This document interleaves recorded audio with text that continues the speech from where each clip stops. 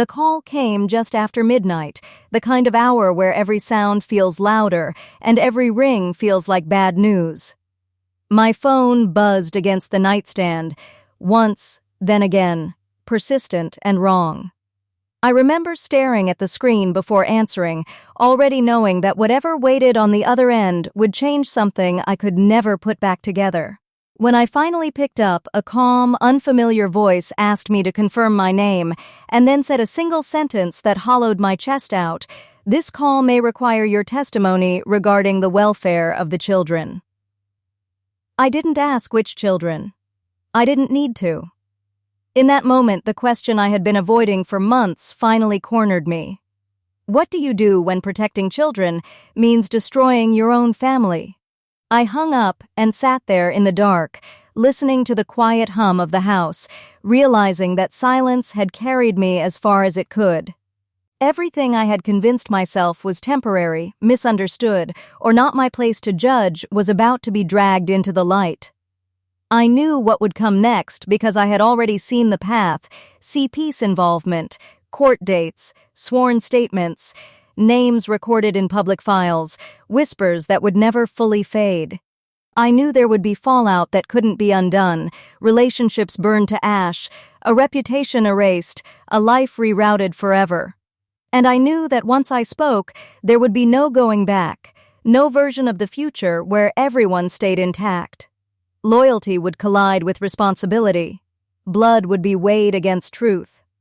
And only one of them could survive. I am not someone who ever wanted to be the reason a family fell apart. My sister and I grew up side by side, close enough in age to share memories, but far enough apart to live different lives.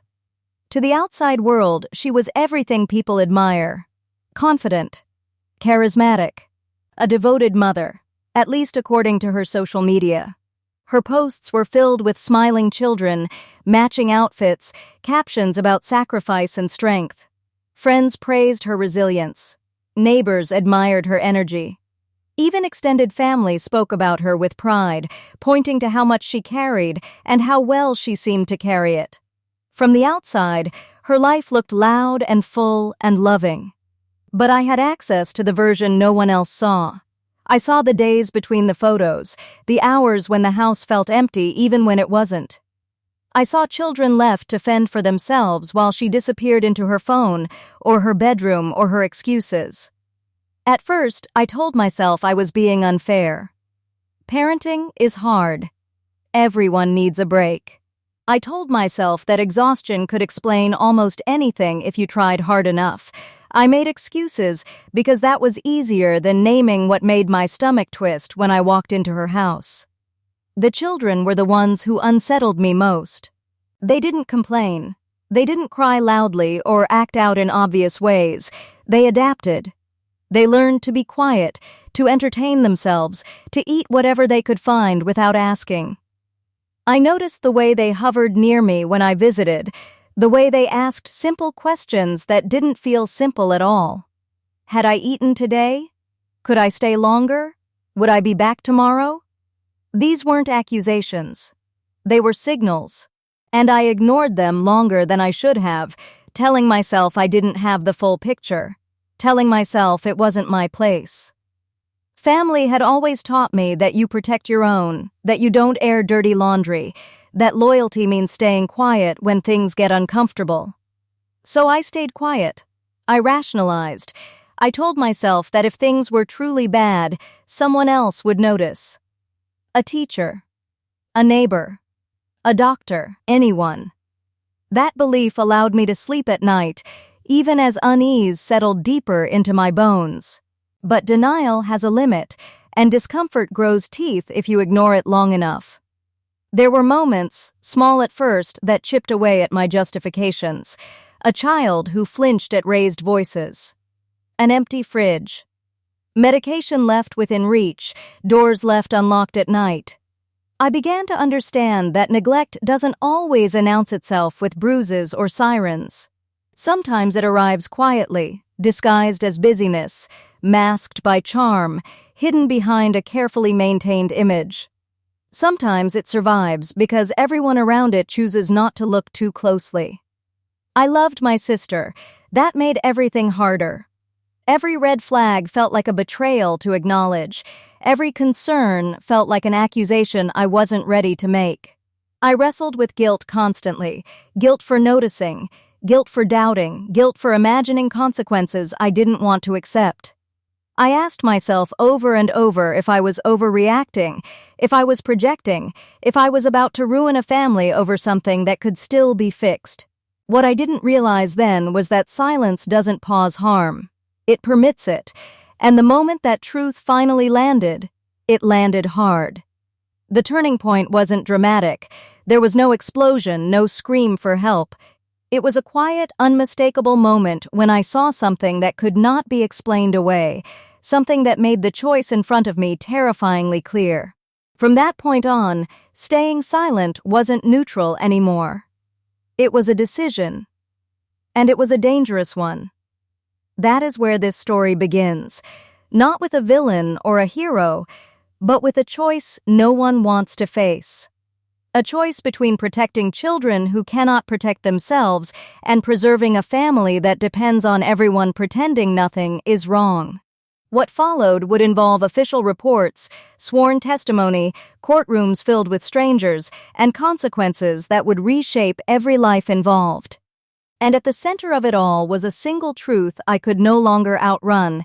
Sometimes the most devastating thing you can do to someone is tell the truth when everyone expects you to stay quiet. From the outside, my sister looked like the kind of mother people admired without hesitation, the kind whose life appeared loud, full, and meaningful in all the ways society loves to celebrate. She knew how to tell her story well. On social media, she posted carefully chosen photos of her children smiling, dressed neatly, framed in moments that suggested warmth and effort. The captions spoke of exhaustion mixed with pride, of sacrifice turned into purpose. Friends flooded the comments with praise, calling her strong, calling her inspiring, telling her how lucky her kids were to have her. Family members shared her posts, reinforcing the image, repeating it until it felt like fact. Even in person, she carried herself with confidence, speaking about motherhood as if chaos was proof of devotion rather than warning. She laughed about how hard it was, how no one really prepares you for it, and people nodded along, relieved to believe that struggle automatically meant care. I believed it too, at least at first. I wanted to. Believing her version of reality was easier than questioning it. When small inconsistencies surfaced, I brushed them aside without much resistance. A missed school meeting here. A forgotten lunch there. A last-minute excuse that didn't quite add up. I told myself that every parent drops the ball sometimes, that no one gets it right all the time. That judgment was cruel and empathy was necessary. The truth is, I didn't want to look too closely, because looking closely meant responsibility, and responsibility meant consequences I wasn't ready to face. From a distance, her parenting looked functional. The children were present, alive, visible. They weren't bruised. They weren't dirty. There were no obvious signs that screamed danger, and that's how neglect survives, not by being dramatic, but by being subtle. By existing in the spaces between attention, by hiding behind charm, excuses, and the benefit of the doubt. I told myself that love didn't always look organized, that homes could be messy and still be safe, that exhaustion explained more than it excused. But the longer I observed, the harder it became to ignore the quiet unease settling in my body. There were moments when her stories contradicted each other, when details shifted depending on who was listening. Moments when the children's routines seemed unclear even to her. She spoke often about how much she did, how much she sacrificed. Yet there were gaps in that narrative, hours unaccounted for, responsibilities passed off casually, needs postponed indefinitely. Still, I stayed silent. I told myself I wasn't there full-time, that I didn't have the right to question someone else's household. That family loyalty meant trust. People admired her because admiration requires distance. It thrives on snapshots and surface-level interaction. No one saw what happened when there was no audience. No one asked how long the children were alone or how often. No one wondered why they seemed so accustomed to waiting. And I didn't challenge the image because challenging it meant becoming the problem. It meant being the one who ruined the story everyone preferred. Looking back, I understand now how powerful denial can be. It isn't loud. It doesn't announce itself. It whispers that everything is fine just long enough for damage to deepen. The perfect image wasn't just something my sister created, it was something everyone participated in, including me.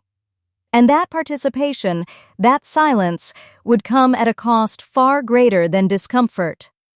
At the time, I still believed that things would balance themselves out. That if something were truly wrong, someone else would step in. A teacher, a neighbor, a system designed to notice. I didn't yet understand that systems depend on witnesses, and witnesses depend on courage. I didn't yet understand that admiration can be the safest place for neglect to hide. And that misunderstanding, that choice to believe the image over the instinct, was the first mistake I would spend the rest of this story trying to make right. The first time I saw behind the curtain, I didn't recognize it as danger. I recognized it as discomfort, which is much easier to ignore. I had gone to my sister's house expecting nothing more than a short visit, maybe to help with something small, maybe just to spend time. There was no warning, no preparation, no performance. That was the difference. The house felt different when she hadn't had time to stage it. The moment I stepped inside, something felt off. Not dramatic, not alarming, just unsettled. The air felt heavy, like a room that had been left unattended too long. Toys were scattered everywhere, but not in the playful way people like to joke about. This wasn't the chaos of activity. It was the chaos of neglect. The kind that comes from things being left where they fell, not picked up again. Food containers sat open on counters. Trash overflowed without urgency. The refrigerator was half empty in a way that didn't match the stories she told about constantly cooking and caring. The children were there, of course, but they didn't greet me the way children usually do. They didn't rush forward excitedly or cling to her. They hovered. They watched. They waited. It was subtle, but once I noticed it, I couldn't stop seeing it. They seemed accustomed to managing themselves, moving quietly through the space like they knew drawing attention could be risky. They didn't ask for permission. They didn't ask for help. They simply adapted. My sister was present, technically. She moved through the house while scrolling on her phone, responding in half sentences when the kids spoke to her. When they asked questions, she waved them off. In a minute. Not now. Figure it out. Her tone wasn't cruel, but it wasn't caring either. It was dismissive, exhausted, detached. And I told myself again that exhaustion explains a lot, that motherhood drains you, that maybe this was just a bad day. But bad days don't explain patterns. As the hours passed, I began to notice things that didn't sit right. No clear routine, no structure. Meals happened randomly, if at all. One child rummaged through cabinets without asking, as if they'd learned hunger didn't always come with permission.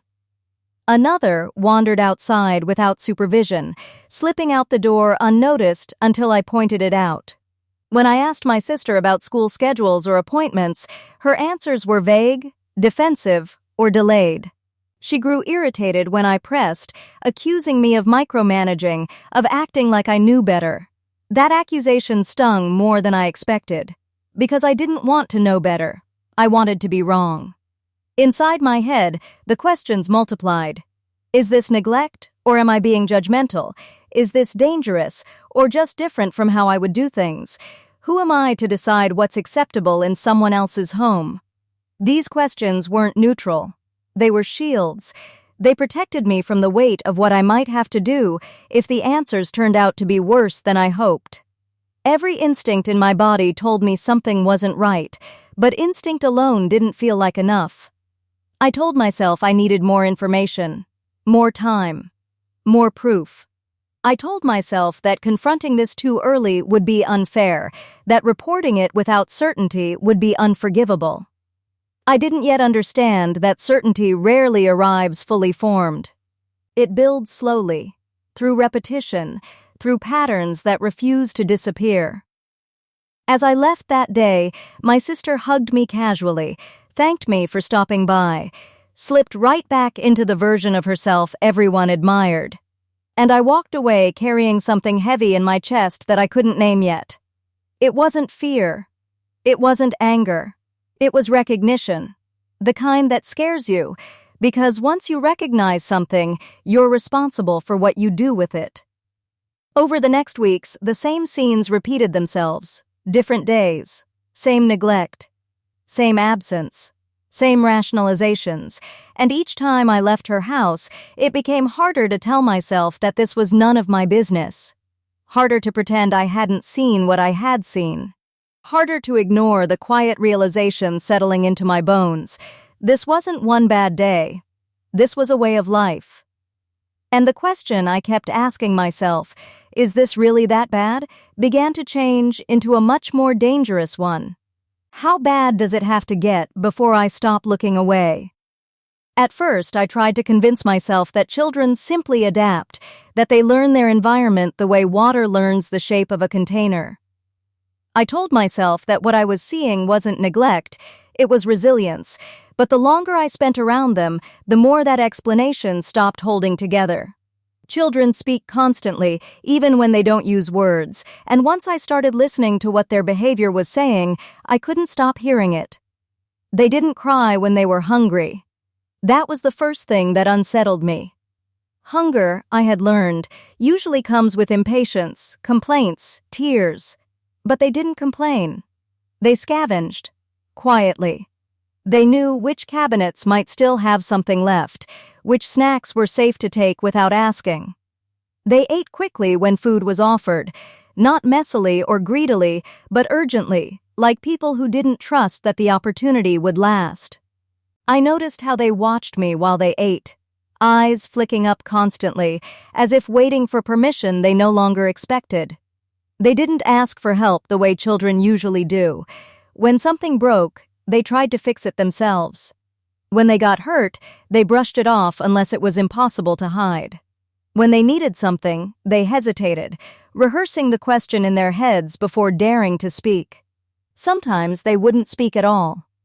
They'd just hover nearby, hoping someone would notice. One of them had learned how to disappear.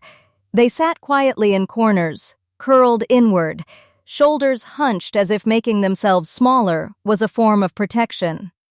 They avoided eye contact, startled easily at sudden noises, froze when voices got loud, even when no one was angry.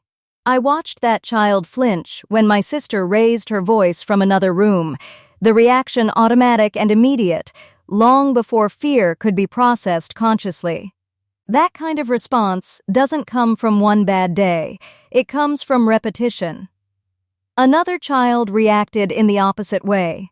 Loud, restless, constantly moving, touching things they weren't supposed to touch, interrupting conversations, acting out in ways that demanded attention, even negative attention, because negative attention was still proof of being seen.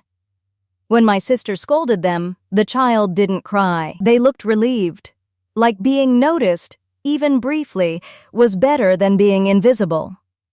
That's when the unease in my chest hardened into something sharper. These weren't personality quirks. These were survival strategies. I started paying attention to the questions they asked me. Not the content of the questions, but the urgency behind them. Are you staying? When are you leaving? Are you coming back tomorrow?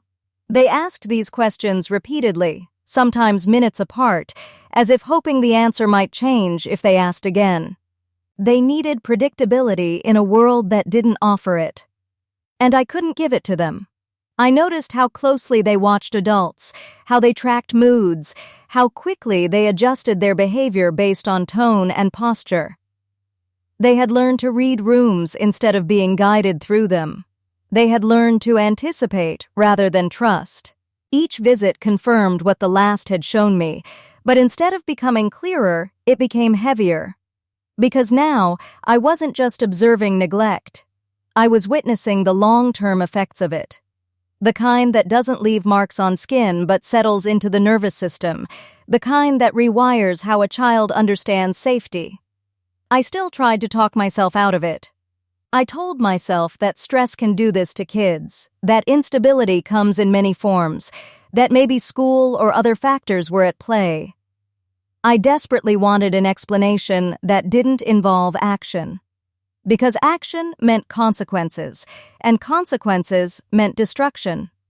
But the children didn't give me that escape.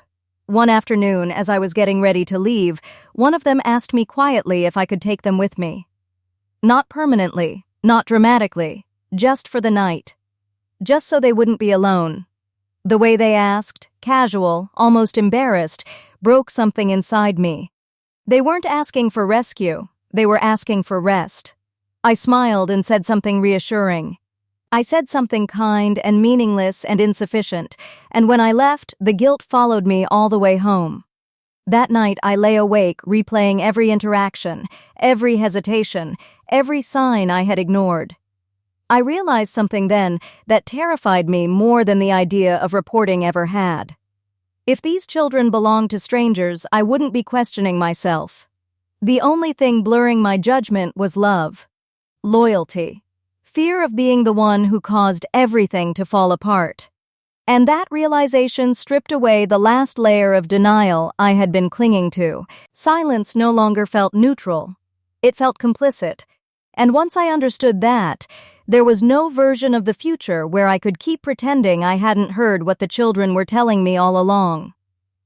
When I finally spoke up, quietly at first, carefully, choosing my words like stepping stones, I underestimated how quickly the family would turn against me. I didn't accuse. I didn't threaten. I didn't even use the word neglect. I said I was concerned. I said I had noticed things that didn't feel safe. I said the children seemed overwhelmed and unattended more often than they should be. I expected resistance. I did not expect the speed or the force with which denial closed in around me. My parents reacted as if I had committed an unforgivable offense. Not because they believed I was wrong, but because I had broken an unspoken rule. You don't question family. You don't say things out loud that could damage the image everyone depends on. My mother's voice hardened in a way I recognized immediately, the sound of disappointment being used as a weapon. She told me I was overthinking, that I was being dramatic, that I had always been too sensitive.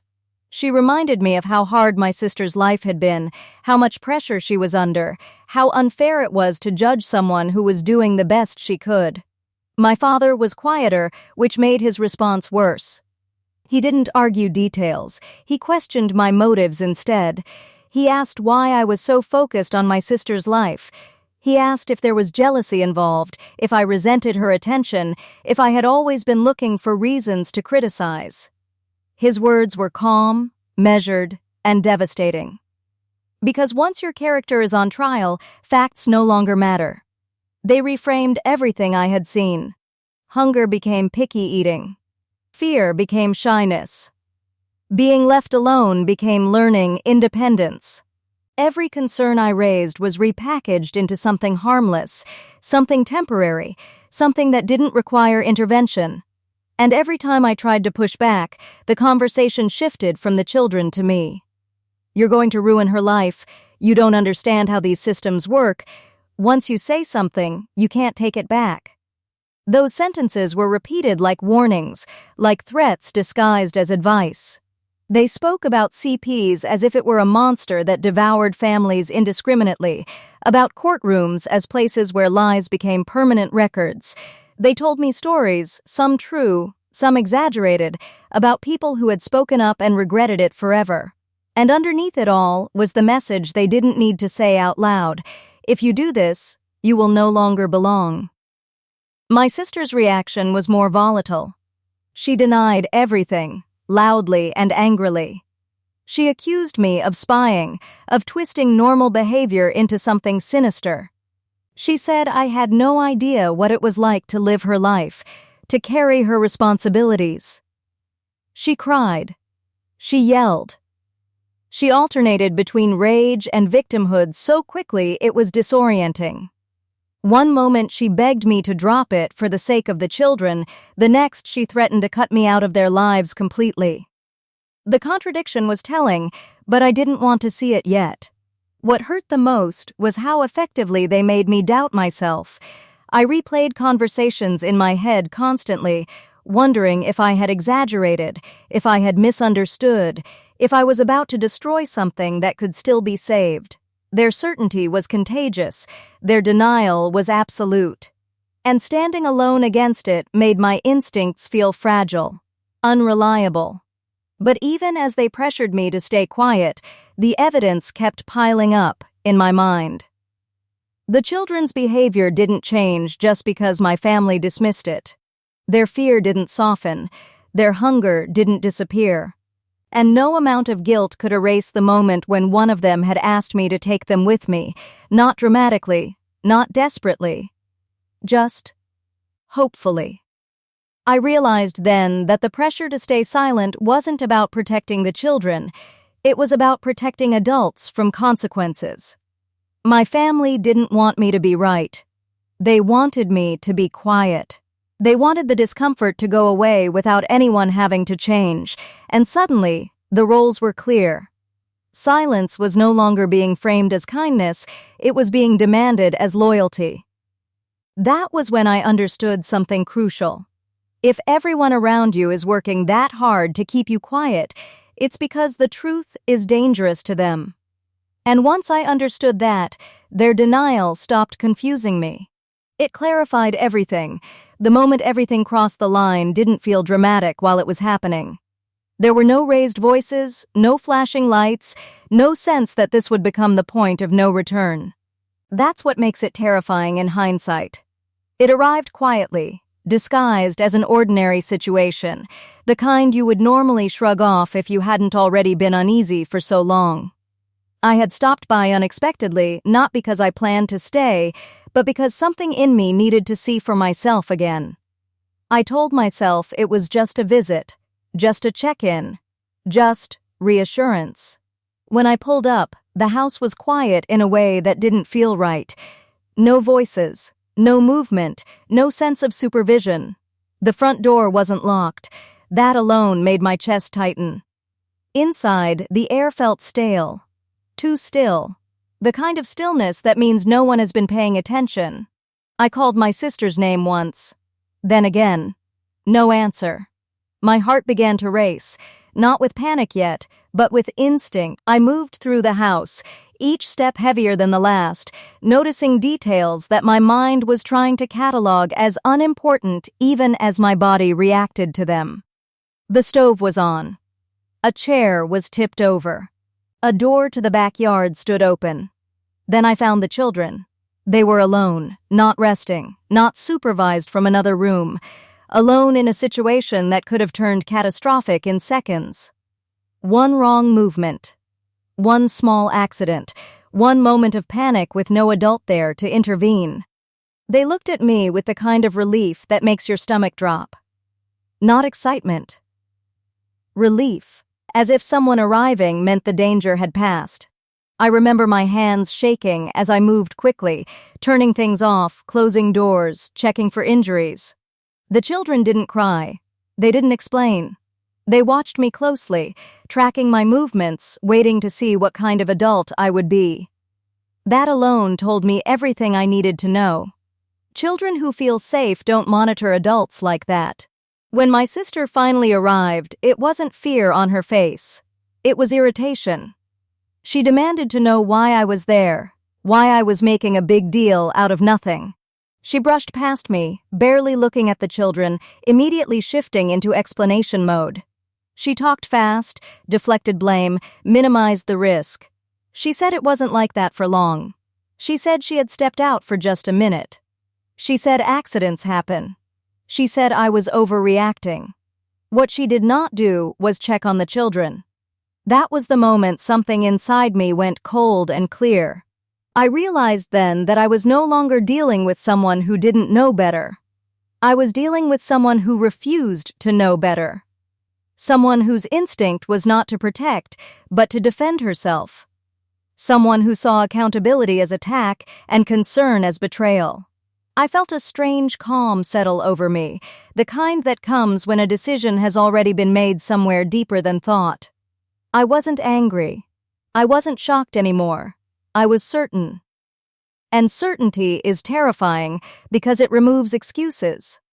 As she continued talking, my mind replayed every moment I had doubted myself, every rationalization, every time I had stayed quiet because it felt kinder. All of it collapsed under the weight of what I had just seen. This wasn't about differing standards or parenting philosophies. This was about danger. About children who were learning that no one was reliably watching. I left shortly after, not because the situation was resolved, but because staying felt unbearable. The drive home passed in a blur. I don't remember traffic or music or time. I remember gripping the steering wheel so hard my hands hurt, my chest tight with a mix of fear and grief I didn't yet know how to name. That night, I didn't sleep. I lay awake replaying the scene over and over, each time noticing another detail I had missed in the moment. The way the children hadn't been surprised to be alone. The way they hadn't called out for their mother. The way they had looked at me, not with panic, but with resignation. That was the part that finally broke me. Children don't resign themselves to danger unless it's familiar. By morning, there was no question left to answer, no balance to weigh, no excuse that still held. I understood with brutal clarity that if I stayed silent after this, I would no longer be someone who didn't know what to do. I would be someone who knew, and chose not to act. And that was something I could not live with. I didn't make the decision to report all at once. If I had, it might have felt cleaner, more heroic, the kind of moment people imagine when they talk about doing the right thing. Instead, the decision came apart and rebuilt itself over days and nights of quiet panic, research tabs open on my laptop, and the kind of fear that settles into your bones rather than your thoughts.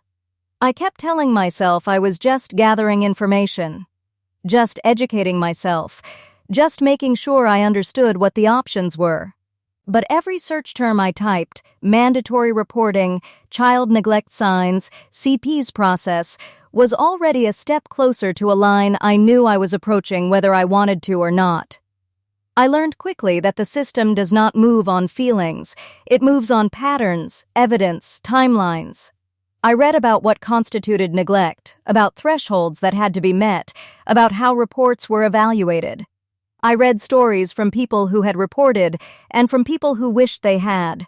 I read late into the night, my eyes burning, my chest tight, my mind constantly looking for a loophole that would let me step back. I wanted certainty.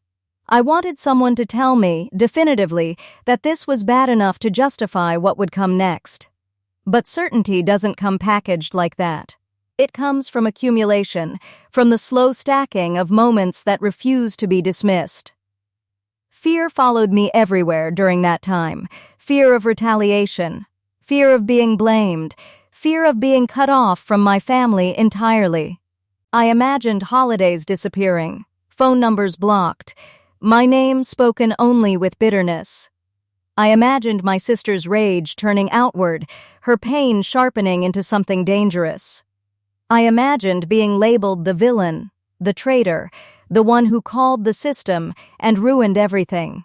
And woven through all of it was a quieter fear, one that kept me awake long after the others faded, the fear that I was wrong. That I was about to destroy lives over something that could have been fixed if I had just waited longer. Guilt became my constant companion. Guilt for noticing. Guilt for hesitating. Guilt for knowing that whatever I did would hurt someone I loved. I grieved the sister I thought I had, the family I wanted to protect, the version of myself who believed loyalty could coexist with safety. Some nights I cried without knowing exactly why. Other nights I felt numb, scrolling through articles and case studies like I was studying for an exam I didn't want to pass. But there was one thought I could not escape. No matter how hard I tried to bury it, Every scenario where I stayed silent ended the same way, with me watching something happen that I could have prevented.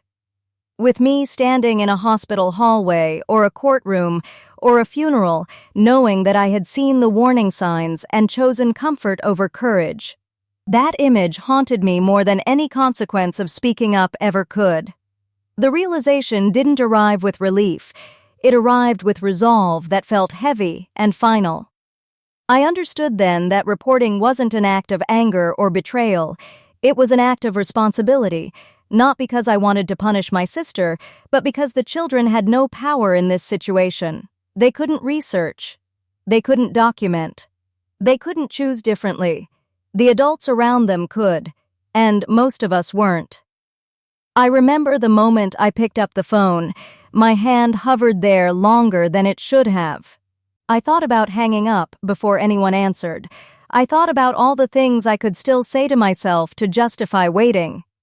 But something in me had already crossed the line. The moment denial died, the decision became inevitable, even if it didn't feel brave. The voice on the other end was calm, professional, detached in a way that felt almost merciful. I answered questions carefully, sticking to facts, resisting the urge to editorialize. Dates, ages, situations, patterns. I could hear my own voice shaking at times, but I didn't stop. I didn't embellish. I didn't soften. I told the truth as clearly as I could, because clarity was the only thing I had left to offer. When the call ended, I sat there in silence, my phone still pressed to my ear long after the line went dead. I expected to feel something dramatic. Relief, panic, regret. But what I felt instead was a deep, aching exhaustion. Like I had been holding up a weight for too long and had finally set it down, even though I knew it would roll forward on its own now. The days that followed were strange and suspended. I waited for something to happen, for a knock at the door, for an explosion of consequences. Every time my phone rang, my heart jumped. Every unfamiliar car outside made me tense. I replayed the call over and over in my head, wondering if I had said too much or not enough. Wondering if I had just signed away any chance of reconciliation forever. And yet, beneath all of that anxiety, there was a steadiness I hadn't expected. A quiet sense that, no matter what came next, I had stopped lying to myself. I had stopped pretending that silence was neutral. I had accepted that love without boundaries can become complicity, and that protecting children sometimes means standing alone. I knew my family would never see this as an act of care. I knew my sister would never forgive me. I knew there would be no version of the future where everyone understood my choice and thanked me for it, but I also knew that understanding was not the standard I needed to meet. Safety was. Reporting didn't make me feel powerful. It made me feel small, exposed, and painfully human. But it also aligned me with the one thing that mattered more than reputation, more than loyalty, more than fear. It aligned me with the truth. And once that alignment happened, there was no turning back. The investigation didn't arrive like a storm. It crept in quietly, almost politely, which somehow made it worse. There was no dramatic knock at the door at first, no instant confrontation. Instead, there were phone calls that ended too carefully, emails written in neutral language, requests framed as routine. CPs didn't announce itself as an enemy or a savior, it arrived as a process. And processes don't care about family histories or intentions, they care about patterns. The first visit happened on a weekday morning. I wasn't there, but I heard about it within hours. My sister called me, her voice already sharp with accusation, demanding to know what I had done. She didn't ask if the children were okay. She didn't ask why this was happening. She asked who I had talked to. Her rage was immediate, unfiltered, and terrifying in its certainty. She called me a liar. She said I had ruined everything. She said I had no idea what I'd started. I listened until she hung up on me, my hands shaking, realizing that whatever remained between us had just been severed. Over the next few days, the world around us began to change shape. Teachers were contacted. School counselors started asking questions. Attendance records were reviewed. Neighbors were spoken to. The children were interviewed gently, carefully, by people trained to notice what adults often miss. I wasn't present for those conversations, but knowing they were happening made my chest ache. I wondered what the children said. I wondered what they didn't say. I wondered how much they thought was normal simply because it had always been that way. My parents reacted exactly as I had feared. They called in rapid succession, alternating between fury and despair. They accused me of overreacting, of misunderstanding the system, of inviting strangers into something that should have been handled privately. They warned me that CPEs doesn't just investigate one thing, that once you're in the system, nothing is simple again. They said I had humiliated the family. They said I had destroyed my sister's life, and underneath all of it was the same demand they had always made of me. Fix this. Make it go away. Take it back. I couldn't. As the investigation deepened, my sister's reactions became more erratic. One day she was defiant, insisting everyone was against her, that the system was corrupt, that this was all a misunderstanding blown out of proportion. The next day she was pleading, crying, saying she just needed help, that she was overwhelmed, that no one had supported her the way they should have. She cycled through anger, victimhood, denial, and despair so quickly it was dizzying. But even in her lowest moments, there was one thing she never did. She never acknowledged the children's experience. The house was assessed. Conditions were documented. Routines were questioned. Safety plans were discussed. Nothing was exaggerated. Nothing was dramatized. The facts were enough on their own. And as the system did what it was designed to do, the family began to fracture along fault lines that had always existed but had never been tested this way. Some relatives stopped speaking to me entirely. Others reached out quietly, cautiously, unsure of what they were allowed to say. A few admitted, in hushed voices, that they had noticed things too but hadn't wanted to get involved. That admission hurt more than outright anger. It confirmed what I had suspected all along, that silence had been a collective choice, not just mine. When the children were temporarily removed, the reality of what was happening finally became undeniable. That decision doesn't happen lightly. It is not the system's first choice. Knowing that made my grief heavier, not lighter. Because it meant the situation had crossed thresholds I hadn't wanted to believe existed. The children were placed somewhere safe, somewhere structured, somewhere consistent. I was told they were adjusting, that they were quiet, observant, relieved in ways that were difficult to explain. That word, relieved, stayed with me. My sister collapsed after that. Not quietly, publicly. She posted online about betrayal, about being targeted, about how the system destroys mothers. Friends rallied. Comment sections filled with outrage and sympathy. The image she had built for years became her shield, and she used it fiercely. But offline, the structure of her life was gone. Court dates replaced routines, evaluations replaced excuses, and for the first time, charm could not override documentation. The family dynamic disintegrated completely. There were no more group messages, no shared holidays, no neutral ground. Conversations became impossible without accusation. I became the symbol of everything that had gone wrong, the person onto whom all pain could be projected. And some days, that weight felt unbearable. I questioned myself constantly. I replayed every step, every word, wondering if I could have done something differently, if there had been a way to protect the children without burning everything down.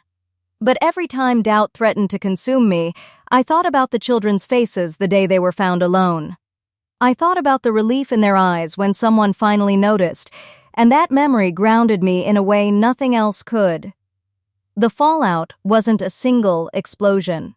It was a slow collapse, Relationships eroded, trust disintegrated, stories hardened into sides, and in the middle of it all, the truth kept moving forward, indifferent to who resisted it.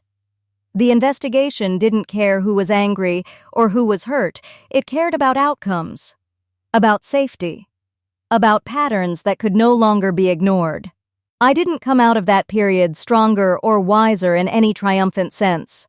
I came out changed, quieter, more certain about what responsibility actually means.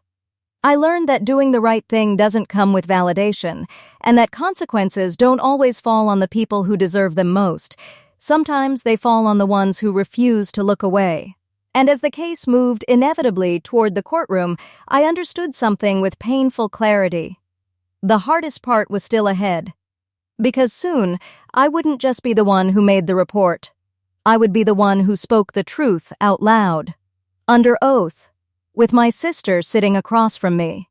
And there would be no silence left to hide behind. The courtroom felt smaller than I expected, not because of its size, but because of how tightly everything inside it pressed against my chest. The air was stale, the lights too bright, the benches unforgiving. Every sound echoed longer than it should have, the shuffle of papers, the scrape of a chair, the murmur of voices that stopped abruptly when the judge entered. I took my seat and kept my eyes forward, afraid that if I looked too long at my sister, I might lose the steadiness I had fought so hard to build. She sat across from me, rigid, her posture sharp with defiance, as if the angle of her spine alone could hold back what was coming. Our parents sat nearby, faces set in expressions I had learned to read since childhood, disappointment wrapped in certainty, grief turned outward into blame. When my name was called, my body reacted before my mind did. My hands trembled slightly as I stood, the walk to the witness stand feeling longer than it was. I reminded myself to breathe, to speak slowly, to stay anchored in facts. This wasn't the place for emotion, no matter how much emotion pressed against the inside of my ribs. The oath was administered. My voice sounded distant to my own ears as I promised to tell the truth. I meant it in every way a person can mean something. The questions began simply. My relationship to my sister, how often I saw the children, why I was present in their lives. I answered plainly, resisting the urge to soften language or qualify what I had seen. As the details emerged, the room grew quieter. Dates, times, routines, or the absence of them, patterns that had once lived only in my memory, were now spoken aloud, recorded, impossible to retract. I described the unattended moments, the hazards, the behaviors that had alarmed me. I spoke about hunger that wasn't occasional, fear that wasn't fleeting, and a lack of supervision that wasn't theoretical. Each sentence felt like placing a stone on a scale, not dramatic on its own, but heavy in accumulation. Across the room, my sister shifted, her jaw tightening. When it was her attorney's turn to cross-examine, the tone changed. Questions sharpened, implications crept in. Was I exaggerating? Did I have formal training? Was it possible I misunderstood what I saw? The strategy was familiar. Turn the lens back on me. Make concern look like bias. I answered carefully, again and again, returning to what I had witnessed, what I had documented, what others had corroborated. I did not speculate. I did not accuse. I described. At one point, the attorney asked why I hadn't spoken up sooner, why I hadn't tried harder to handle this within the family. The question stung because it carried a truth I had already punished myself for. I answered honestly. I said I was afraid. I said I tried to believe things would improve. I said that silence felt safer until it didn't. The judge's gaze held steady on me then, not unkind, not indulgent, evaluating. When the children's interviews were summarized by professionals trained to interpret what adults often miss, the temperature in the room shifted again. Words like consistent, patterned, and chronic replaced the emotional language my family had relied on. The narrative narrowed. The room stopped feeling like a stage and started feeling like a ledger. My sister's composure cracked, just enough to reveal panic beneath the anger. She shook her head repeatedly, whispering to her attorney, as if denial could still interrupt momentum. When it was my sister's turn to speak, she leaned into emotion. She spoke of exhaustion, of being overwhelmed, of feeling targeted. She spoke about love and intent and how easy it was for outsiders to judge. She cried at the right moments, her voice breaking as she described how much she cared. The room listened. I listened too, and felt the familiar pull of empathy tug at me. But empathy is not evidence. And love, however sincerely claimed, does not cancel impact. The judge asked questions that cut through performance. About routines. About supervision. About the incident that had crossed the line. The answers stumbled. Explanations overlapped. Timelines blurred. What had once sounded convincing in private lost coherence under scrutiny. When the attempted reframing reached its limit, the judge stopped the line of questioning with a raised hand. The silence that followed was thick and final. I returned to my seat feeling hollowed out, as if something essential had been carved away and left behind at the witness stand. I didn't feel brave. I felt exposed. Every relationship in that room had been altered beyond repair, and I had been the instrument of that change. The weight of it pressed down on me, even as a quieter certainty held me upright. The truth had been spoken. Whatever came next would come because of facts, not fear. As the proceedings drew toward their conclusion, I watched my parents for the first time since the morning began. Their certainty had thinned. The anger they carried no longer had a clear target. They looked lost, suspended between loyalty and reality, and for a moment I felt a pang of grief sharp enough to steal my breath. This was the family we would never get back. This was the cost. When the judge announced that a decision would be rendered after final review, the room exhaled collectively. People gathered their papers. Chairs scraped back. My sister avoided my eyes as she stood, her face tight with a fury that had nowhere left to go. I remained seated for a moment longer, letting the sounds wash over me, grounding myself in the knowledge that I had done the only thing I could live with. Walking out into the hallway, the noise of the courthouse returned, other cases, other lives intersecting and moving on. Mine felt paused, suspended between what had been and what would be decided. I knew the ruling would carry consequences that couldn't be softened. I knew I would be blamed, perhaps forever. But I also knew that when the children's safety had finally been weighed against the comfort of adults, the scale had tipped toward protection. And as I stepped into the daylight, the truth followed me. Not as a shield, not as a weapon, but as something steady I could stand on, no matter how the ground shifted next. The aftermath didn't arrive all at once. It unfolded slowly, in updates delivered through careful phone calls and short, factual messages. I learned where the children ended up, not in one dramatic relocation, but in a place designed for stability. A home with routines. With meals that happened at the same time every day. With adults whose attention didn't flicker in and out depending on mood or distraction. I was told they slept longer than expected, that they asked fewer anxious questions as weeks passed, that they no longer hovered in doorways waiting to be noticed. Those details mattered more to me than any ruling ever could. They were proof that what I had seen wasn't imagined, and that what I had done wasn't in vain.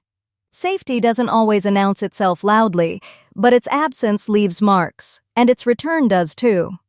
My relationship with my family never recovered, not in the way people like to imagine recovery.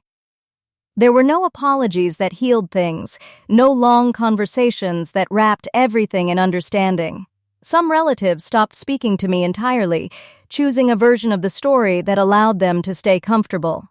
Others stayed in my life at a distance, cautious and careful, as if proximity itself might reopen wounds they didn't want to examine. My parents moved through their grief in ways that often collided with anger, and that anger still found its way to me more often than not. I became the person everything could be placed on: the betrayal, the shame, the loss of control. And for a long time, that isolation hurt more than I was prepared for. Living with the choice has been quieter than the chaos that led up to it. There are days when I replay every step, every hesitation, every moment I waited longer than I should have. I carry the knowledge that speaking up changed lives permanently, including my own. I don't pretend that weight isn't heavy. Moral courage doesn't erase grief. It coexists with it. There are moments when I miss the family I thought I had, the version of us that existed before truth demanded action. And there are moments when the loneliness feels sharp enough to question everything again. But I stand by the choice, not because it was easy, not because it brought peace quickly, but because it aligned my actions with what I knew to be right.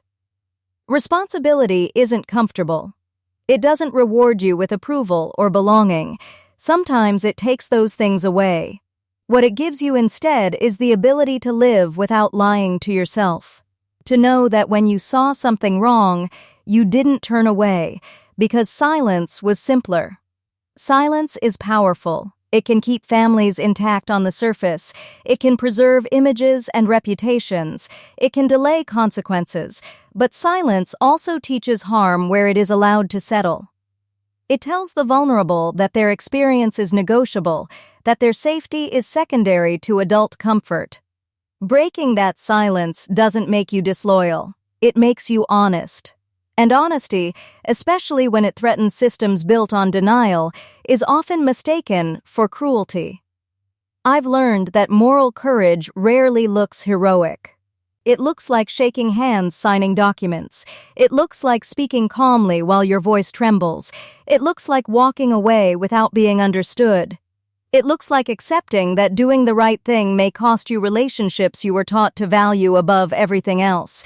And it looks like choosing protection over perception, even when no one thanks you for it. Protecting the vulnerable is never betrayal. It is the bare minimum of responsibility we owe each other as human beings. Family, love, loyalty, none of those concepts survive if they require the silence of those who see harm unfolding. I didn't speak because I wanted to destroy anyone's life. I spoke because children don't get a choice. And when someone has the power to speak for those who can't, staying quiet isn't neutrality, it's abandonment.